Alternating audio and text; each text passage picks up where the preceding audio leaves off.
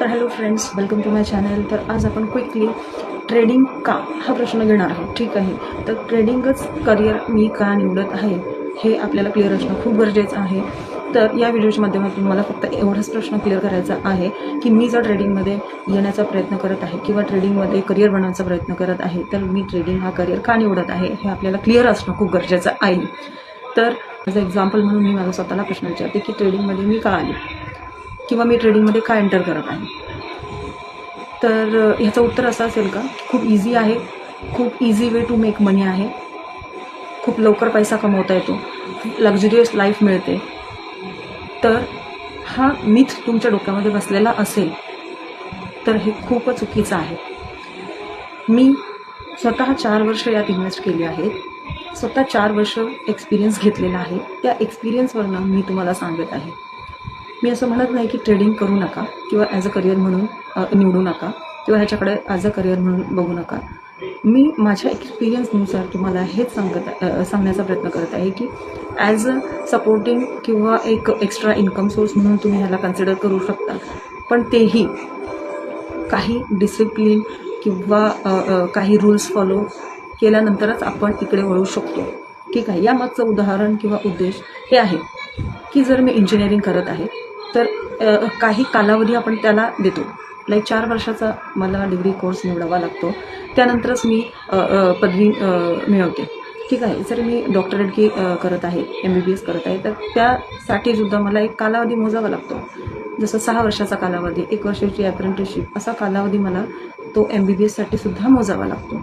त्याचप्रकारे मी जर MA करत आहे, MS करत आहे किंवा MCOM करत आहे, त्यासाठीही मी 1-2 वर्षाचा टाईम स्पॅन त्याच्यावर स्पेंड करते.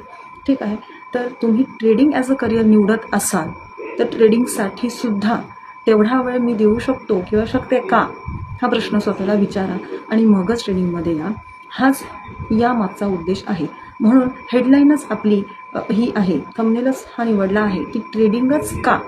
ठीक आहे, खूप इझी वे अकाउंट ओपन केलं, डीमॅट अकाउंट ओपन केलं, त्यात पैसे डिपॉझिट केले, FNO ॲक्टिव्ह केलं की ट्रेडिंग स्टार्ट झाली, पैसा इन्कम सुरू झाला, असा जर तुमच्या डोक्यात काही वळवळ करत असेल तर असं काही नाही मित्रांनो. ठीक आहे, जर तुम्हाला ट्रेडिंग करायची असेल तर तुम्हाला काही रूल्स फॉलो करावे लागतील, एक टाईम स्पॅन त्याला द्यावा लागेल, तरच तुम्ही त्यामध्ये प्रॉफिटेबल होऊ शकाल. मी इथे तुम्हाला ट्रेडिंग शिकवण्यासाठी आलेली नाही आहे. तुम्हाला जर असं वाटत असेल की मी इथे तुम्हाला कॅन्डल स्टिक शिकवेल किंवा एखादी स्ट्रॅटर्जी सांगेल किंवा असं काही कोर्स लॉन्च करत आहे, तर नाही मित्रांनो. मी स्वतः करत आहे, पण माझा एक्सपिरियन्सनुसार काय केले नाही पाहिजे हे मी तुम्हाला सांगत आहे. लोक तुम्हाला लाईक इंस्टावर किंवा इंस्टाग्रामवर, फेसबुकवर किंवा यूट्यूबवर असे लाखो व्हिडिओज तुम्हाला मिळून जातील की ट्रेडिंग कशी केली पाहिजे, ही स्ट्रॅटर्जी यूज केली पाहिजे किंवा हा इंडिकेटर यूज केला पाहिजे किंवा रेड कॅन्डल काय करते, ग्रीन कॅन्डल काय करते, हॅमर काय करते, बॉलिंजर बँडचा काय उपयोग आहे, हे सगळं मित्रांनो तुम्हाला यूट्यूब, इन्स्टा इकडून मिळून जाईल. पण ट्रेडिंग कशी केली पाहिजे किंवा का नाही केली पाहिजे यामागचे पण खूप सारी कारणं आहेत. त्यासाठी मी एक रिअलिस्टिक चेक देण्यासाठी इथे आहे.